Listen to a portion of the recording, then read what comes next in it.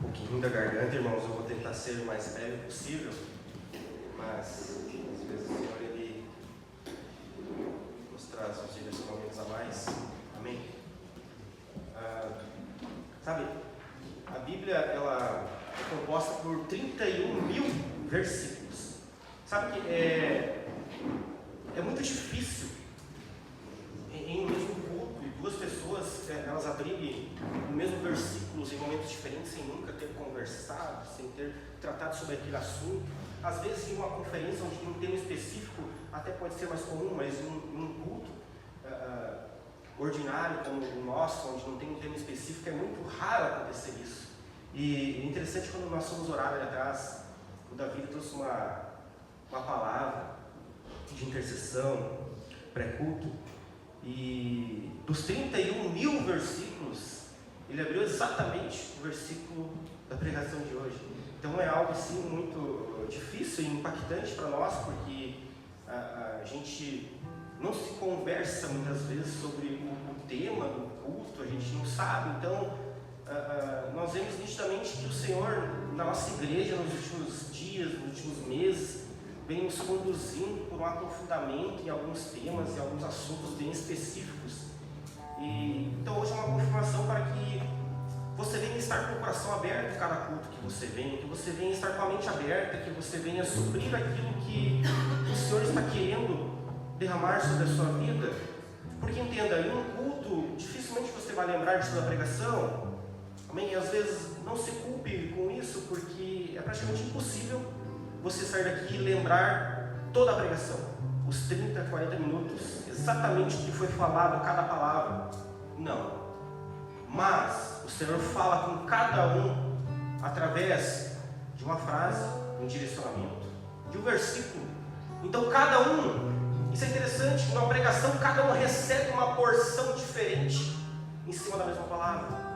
Então você precisa estar atento, porque muitas vezes aquilo que o pastor Anderson recebeu da palavra não é a mesma coisa que aquilo que o Léo recebeu, porque Deus ele usa a sua multiforma de agir em um culto na mesma palavra. Então eu queria pedir para que você estivesse atento ao que o Senhor está fazendo, não só nesse culto, mas em o nosso momento que nós estamos vivendo na nossa igreja nos últimos tempos. Amém? Para que você não perca o direcionamento que o Senhor tem para a sua vida.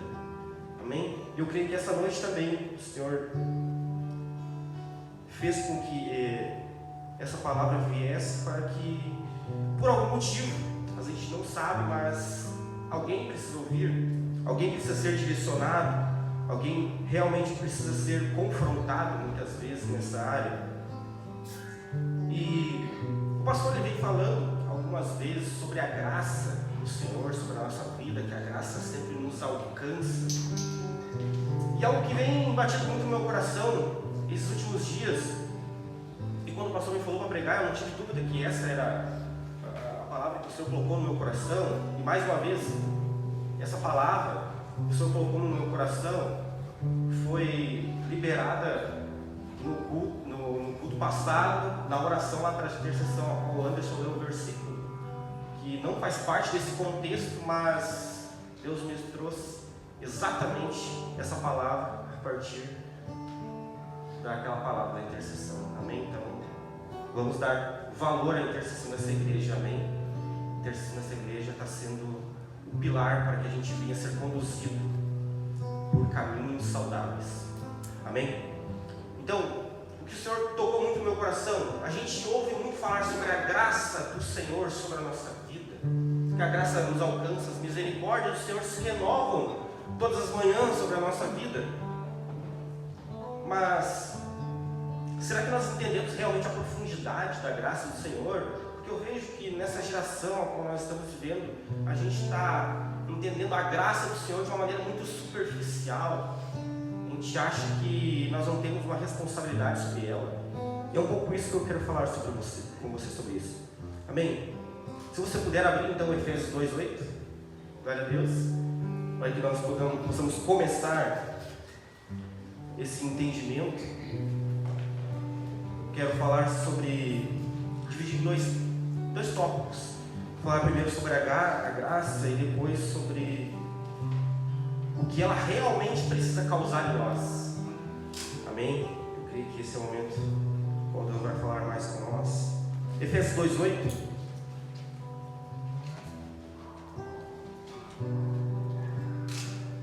Puder botar na linha A para nós, Nova Almeida.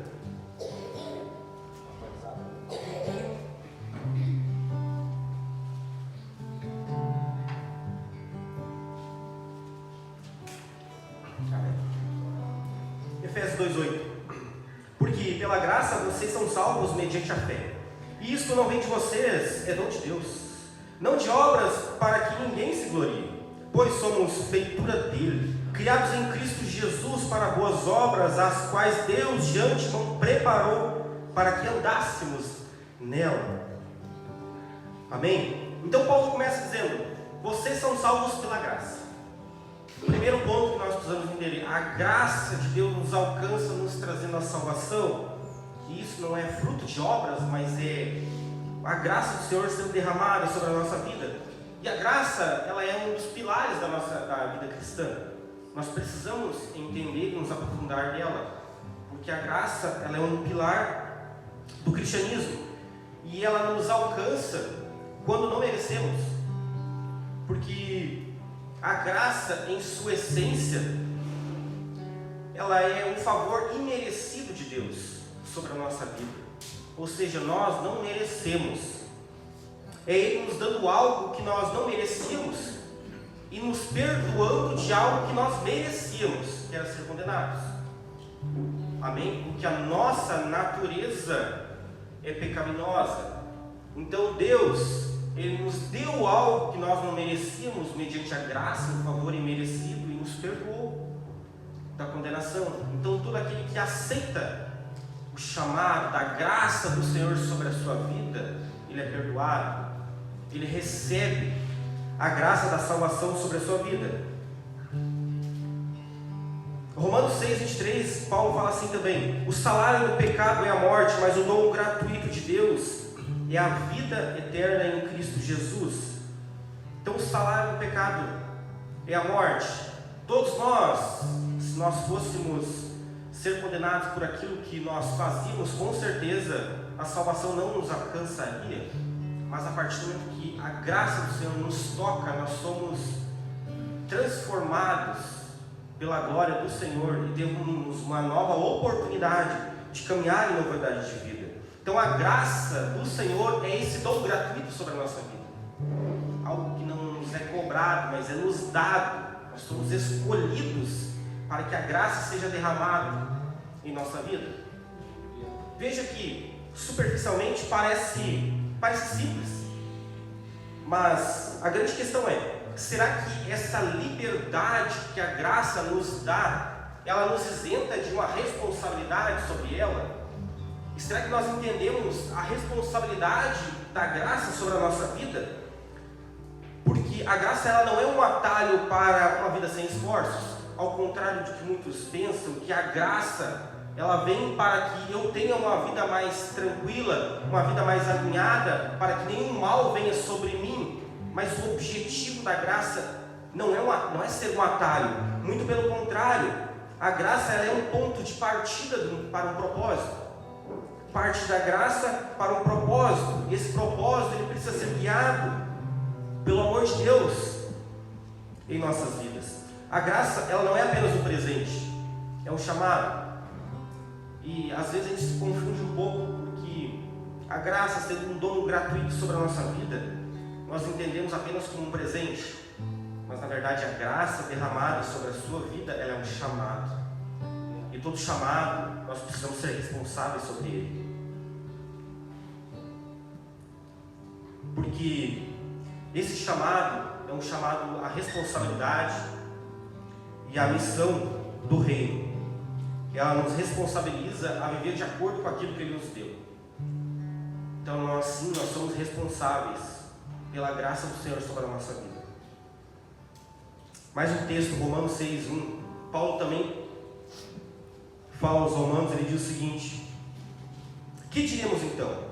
Continuaremos no pecado para que a graça aumente ainda mais? Então aquela igreja eles estavam muitas vezes banalizando a graça do Senhor, achando que como é um dom gratuito e a graça do Senhor vem, as misericórdias se renovam todos os dias, eles achavam que isso os isentava de uma responsabilidade de seguir o mesmo caminho certo. Então eles continuavam pecando, errando, porque eles sabiam que a graça do Senhor os alcançaria, mas Paulo adverte eles. Então Paulo fala: o que diremos então? Continuaremos no pecado para que a graça aumente ainda mais? De modo nenhum. Como viveremos ainda no pecado, nós que já morremos para ele? Ou será que vocês ignoram que todos nós que fomos batizados em Cristo Jesus fomos batizados na sua morte? Fomos sepultados com ele na morte pelo batismo, para que com Cristo, assim como Cristo foi ressuscitado dentre os mortos pela glória do Pai, assim também nós andemos em novidade de vida. Amém? Então Paulo, ele combate bastante esse pensamento de que, poxa, a graça nos alcança, nos tira de um lamaçal de erro, de pecado, mas isso não pode ser um atalho, isso não pode ser uma desculpa para eu continuar fazendo coisas erradas, achando que todo dia a graça vai bater na minha porta e eu mais uma vez estou isento de tudo aquilo que eu fiz. Veja que nós somos responsáveis por tudo aquilo que nós recebemos das mãos do Senhor. Amém? Nós somos responsáveis. Então a graça do Senhor não é uma licença para nós vivermos uma vida de qualquer maneira. Ela não é apenas um perdão. Esse é um contexto interessante também, porque às vezes nós achamos que a graça do Senhor é apenas um perdão sobre a nossa vida, mas não é apenas um perdão, muito pelo contrário. A graça ela é um poder que nos liberta do pecado, do domínio do pecado sobre a nossa vida. Então a graça ela é um poder que vem do Senhor sobre nós. Então quando nós aceitamos essa graça, nós não estamos apenas recebendo um perdão, também estamos recebendo uma nova natureza, um novo coração que deseja agradar o Senhor, fazer a sua vontade. Então a graça ela é um chamado sobre a nossa vida. Imagine que se não fosse a graça do Senhor sobre cada um de nós aqui, onde nós estaríamos agora? Mas foi o Senhor que nos escolheu. E você pode se perguntar: poxa, mas por que eu? Eu não sei responder, mas o Senhor ele tem a resposta de por que Ele liberou uma graça na sua vida. Ele sabe. E por isso que você está aqui hoje, porque a graça do Senhor alcançou a sua vida, alcançou a sua casa, o seu casamento, alcançou os seus filhos. Por isso que você está aqui hoje. A graça do Senhor é sobre você, e isso nos precisa causar uma responsabilidade. Poxa, o que eu vou fazer para honrar essa graça do Senhor sobre a minha vida? Mesmo sem eu merecer, por tudo aquilo que eu fazia, ou então tudo aquilo que eu ainda faço de errado, e a graça me alcança. O que eu posso fazer para honrar a Deus? Sobre a graça dele, sobre a minha vida e sobre a minha casa. Então a graça, ela também nos ensina a viver uma nova vida. Quando Paulo escreve a Tito a sua carta pastoral, uma carta bem estruturada, ele fala o seguinte: porque a graça de Deus se manifestou trazendo salvação a todos os homens. Ela nos ensina a renunciar à impiedade e às paixões mundanas e a viver de maneira sensata, justa, piedosa neste presente século. Então Paulo está dizendo que a graça de Deus se manifestou trazendo salvação, mas para nos ensinar a caminhar nos caminhos corretos. Então eu preciso entender, a graça ela me ensina a caminhar em uma nova vida. A graça também ela não pode ser considerada algo individual, apenas sobre a minha vida. Ela nos conecta em uma unidade de fé, uns com os outros. 1 Pedro 4,10, olha só que interessante. Pedro fala o seguinte: cada um exerça o dom que recebeu para servir a todos, administrando fielmente a graça de Deus em suas múltiplas formas. Amém? Então Pedro fala o seguinte: cada um exerça o dom que recebeu para servir os outros. Isso foi liberado mediante a graça do Senhor. Não é apenas para mim, mas é sobre o outro. Então eu não posso me conformar em viver uma vida agraciada do Senhor sem impactar a vida do outro, mesmo que seja indiretamente. Eu preciso ser um influenciador. Nós somos perdoados de uma grande dívida. Muitas vezes nós não queremos perdoar pequenas dívidas que nos são impostas. Poxa, a graça nos capacita para ser bênção. Se eu fui perdoado pelos meus erros passados, se eu estou sendo perdoado pelos meus erros que eu ainda não consegui vencer, se eu ainda não estou conseguindo vencer alguns pecados, alguns erros, e mesmo assim Deus está me dando uma graça para eu estar aqui, como eu não vou perdoar aquele que me fez o mal? Como eu não vou perdoar aquele que tem algo contra mim, se Deus está me perdoando de algo que eu não merecia? Então a graça, ela não pode apenas impactar a minha vida, mas ela precisa impactar a vida de todos. Amém? Como igreja. Aleluia. A graça do Senhor, ela não é apenas um perdão, mas um chamado sobre a nossa vida, e eu preciso ser responsável sobre isso. O fundamento da graça é algo bem complexo. Eu não quero ser muito maçante, quero trazer de uma maneira mais sucinta para que você entenda que a graça, quando ela vem sobre a nossa casa, sobre a nossa vida, é algo que nós não merecíamos, mas a partir do momento que eu aceito essa graça sobre a minha vida, eu preciso me responsabilizar sobre ela. Mas, e o que eu estou fazendo para me responsabilizar sobre ela? E esse é o segundo ponto que eu quero falar essa noite. Eu creio que esse é o ponto que Deus vai falar mais conosco. O que nós fazemos, o que nós faremos para ser mais responsáveis com essa graça? 2 Coríntios 5,14, se você puder abrir.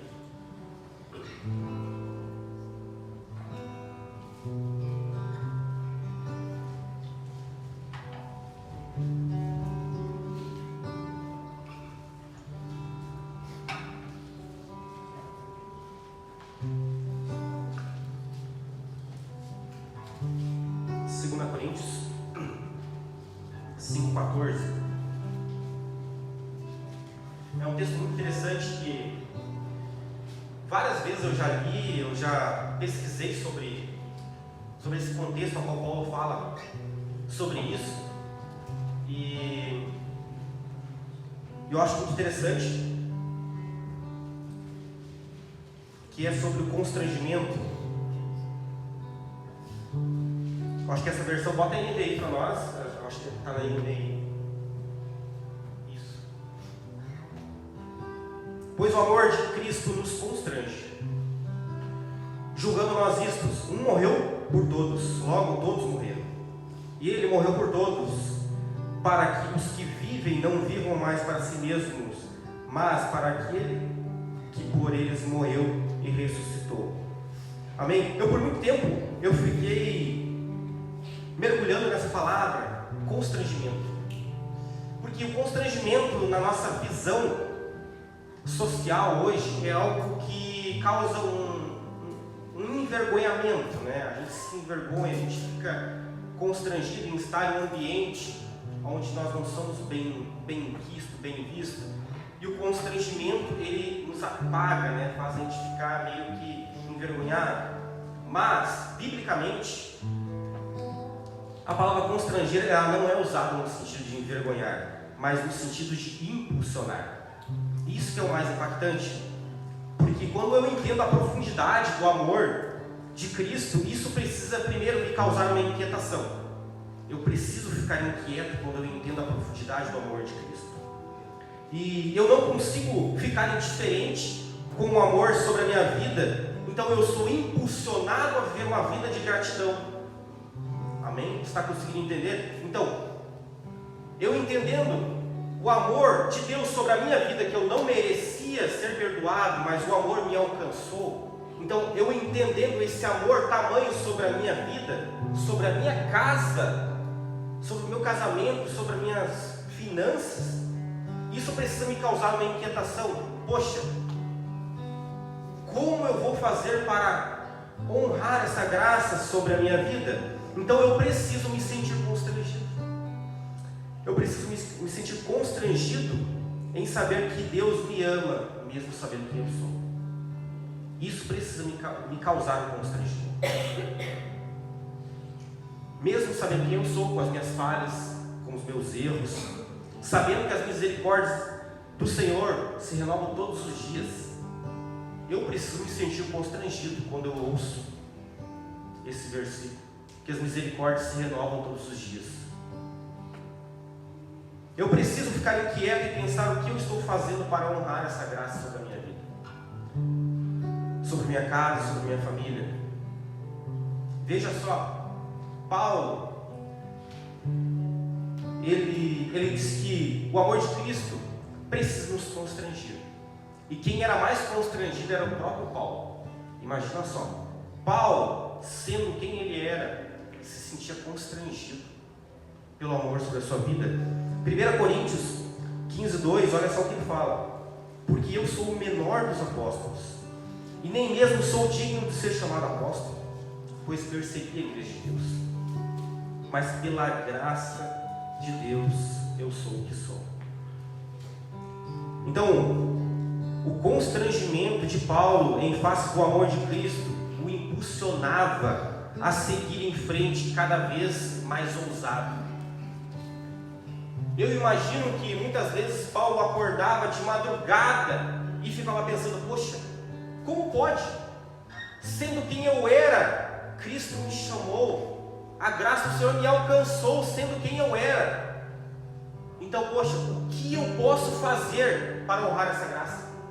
Então, todos os dias Paulo era mais ousado em seguir em frente, mesmo perante as perseguições, mesmo sofrendo calúnias. Ele era ousado, por quê? Porque ele se sentia constrangido. Poxa, logo ele foi agraciado com o amor de Cristo sobre a sua vida. Então ele pensava: o que eu posso fazer hoje para agradar o meu Senhor? O que eu posso fazer hoje em prol do reino? Então esse constrangimento o impulsionava a seguir adiante. Em Efésios 3:8, ele também fala para a igreja de Efésios, ele diz o seguinte: embora eu seja o menor dos menores de todos os santos, me foi concedida esta graça de anunciar aos gentios as insondáveis riquezas de Cristo. Amém? Veja só, Paulo, mesmo sendo quem ele era, o respeito que ele tinha, a apreciação que ele tinha, ele sempre se colocava em um lugar de humildade, dizendo: não, eu sou o menor de todos, porque eu não merecia estar aqui, mas eu estou aqui porque a graça do Senhor me alcançou, e se a graça do Senhor me alcançou, eu vou adiante, independente daquilo que aconteça.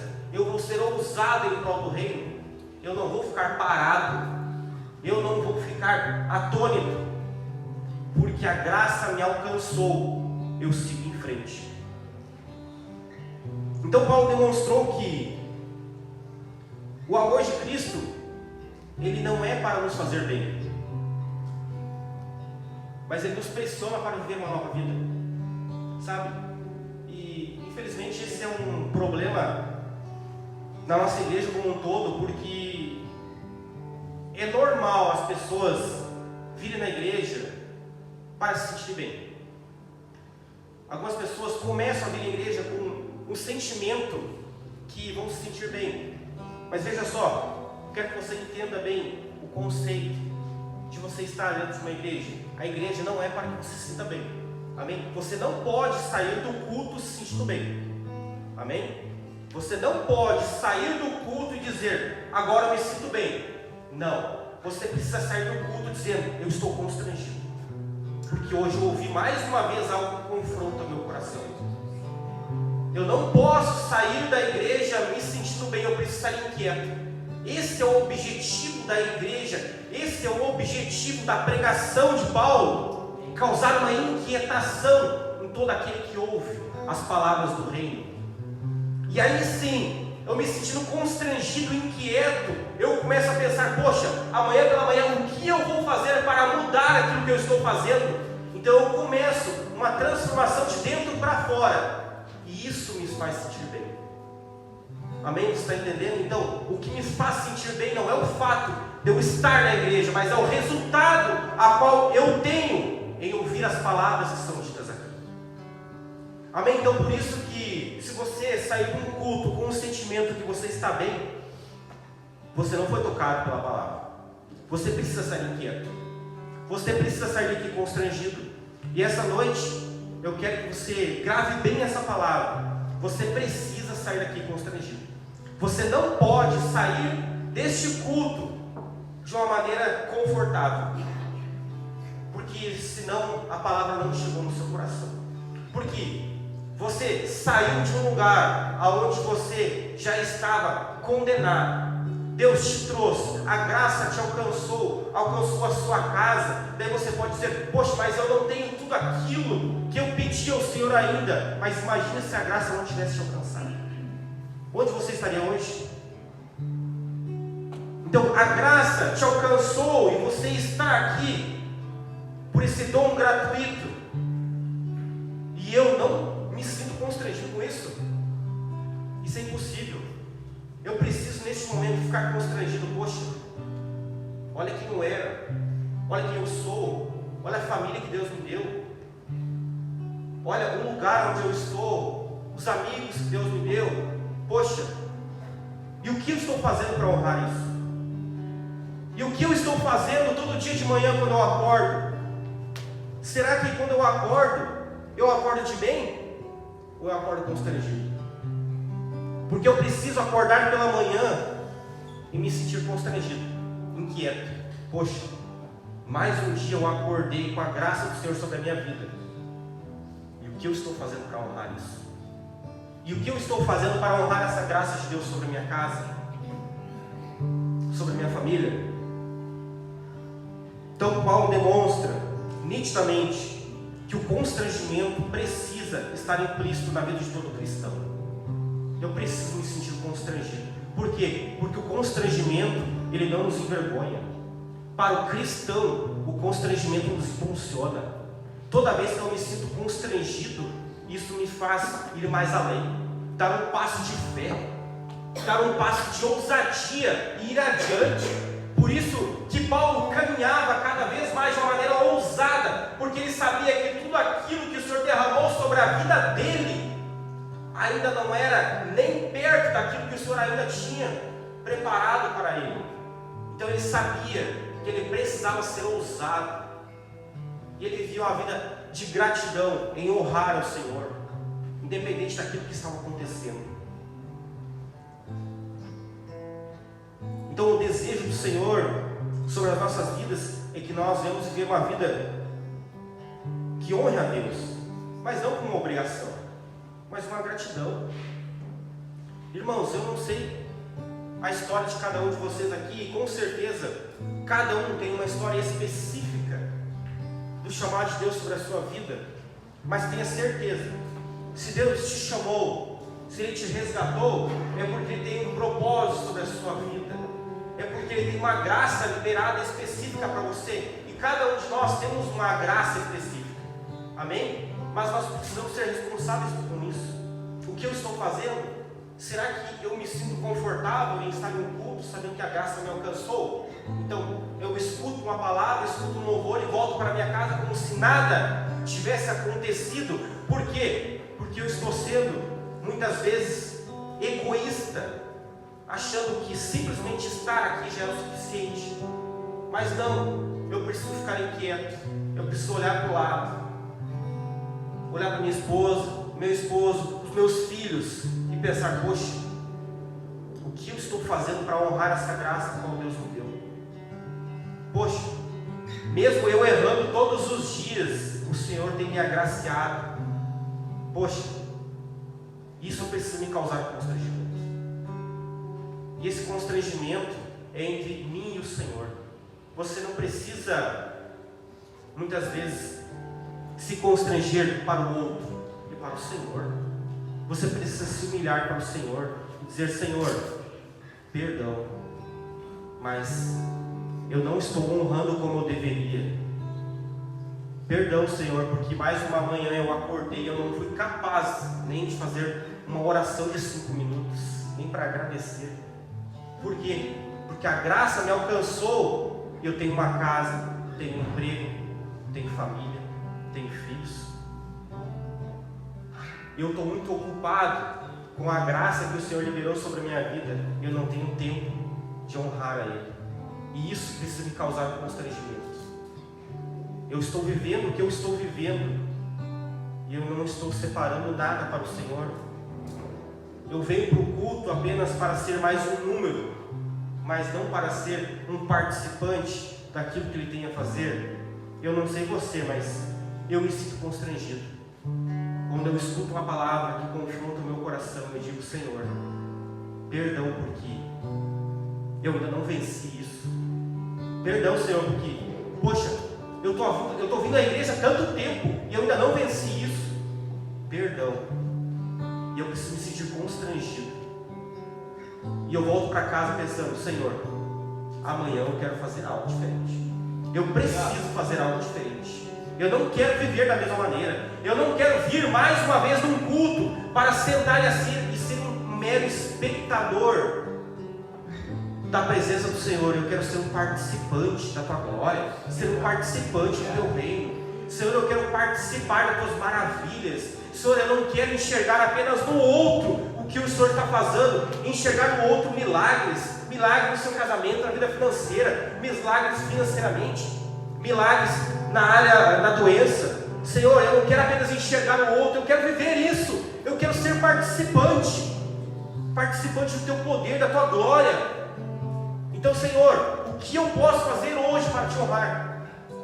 Eu creio que esse era o principal sentimento de Paulo, quando ele acordava todas as manhãs. Senhor, o que eu posso fazer hoje, mais ousado do que eu fui ontem, para honrar o que o Senhor está fazendo sobre a minha vida? E isso impulsionava a crescer em fé. Os pais da igreja, se você for estudar a vida dos pais da igreja, eles eram constrangidos, mas de uma maneira tão grande, que todos os dias eles buscavam fazer algo totalmente diferente do ontem. Eles buscavam ir adiante de maneira ousada, porque eles sabiam que eles precisavam honrar a Deus, porque Deus tinha liberado uma graça sobre a vida deles, e eles precisavam fazer algo. E nós hoje, será que realmente eu estou me sentindo inquieto? E mais uma vez, o objetivo dessa noite não é que você se lembre da pregação inteira. Você precisa não se lembrar de nada, mas de uma coisa você precisa se lembrar: você precisa sair daqui constrangido. Constrangimento. Você precisa sair por aquela porta e pensar assim: poxa, eu estou constrangido, porque Deus tem feito tantas coisas na minha vida, mesmo eu errando da maneira que eu estou errando na minha casa, mesmo eu errando aonde eu trabalho, mesmo eu sendo uma pessoa na igreja, mas sendo outra fora, e Deus ainda está liberando bênçãos sobre a minha vida. Senhor, eu estou constrangido, eu estou inquieto, eu preciso chegar em casa e antes de dormir ficar inquieto. Eu preciso acordar pela manhã inquieto, declarando: Senhor, hoje mais uma vez eu me sinto constrangido. E o que eu vou fazer com isso? Eu vou ser impulsionado a buscar mais o Senhor, ser impulsionado a viver uma vida de fé, a viver uma vida mais íntegra perante os seus princípios. Amém? Porque se a graça nos alcançou, é para que nós venhamos ser responsáveis sobre ela. Nós precisamos, irmãos, entender que a graça do Senhor nos dá muito mais daquilo que nós queremos. Então não se preocupe se o Senhor ainda não liberou aquilo que você está pedindo. A graça do Senhor é maior que tudo isso. Quando o anjo fala com Maria, ele diz: Maria, cheia de graça. Interessante que Maria não orou para ser a mãe do Messias. Amém? Biblicamente nós não vemos esse relato. Maria, em nenhum momento nós vemos que ela orou desejando ser mãe do Messias, mas a palavra diz que ela era cheia de graça. E quando a graça está sobre a minha vida, Os sonhos do Senhor são maiores que os nossos. Aleluia. Eu posso não ter um sonho específico, mas eu vou viver um sonho de Deus sobre a minha vida. Porque a graça faz eu viver algo sobrenatural. E ela era cheia de graça. Vivia os princípios do reino. E mesmo sem ela desejar, Deus lhe deu o maior propósito para uma mãe: ser a mãe do Messias. Por quê? Porque ela era cheia de graça. E eu quero dizer para você: você é cheio de graça. Deus liberou uma graça sobre a sua vida. Então seja responsável por ela, porque você vai ver coisas sobrenaturais a partir do momento que você ser responsável por essa graça. Maria abraçou essa responsabilidade, que não foi pouca, uma responsabilidade grande, mas ela abraçou e disse sim: eu tomo posse da tua graça e eu vou ser responsável por isso. Por isso ela viveu os sonhos de Deus sobre a vida dela. E eu quero dizer para você: você está realmente tomando posse da graça sobre a sua vida e sendo responsável sobre ela? Então se constranja nessa noite, para que você possa viver uma vida íntegra no Senhor e ver os sonhos dele se cumprindo sobre a sua vida. Amém? Porque a graça nos alcançou. Aleluia. Escola de pé.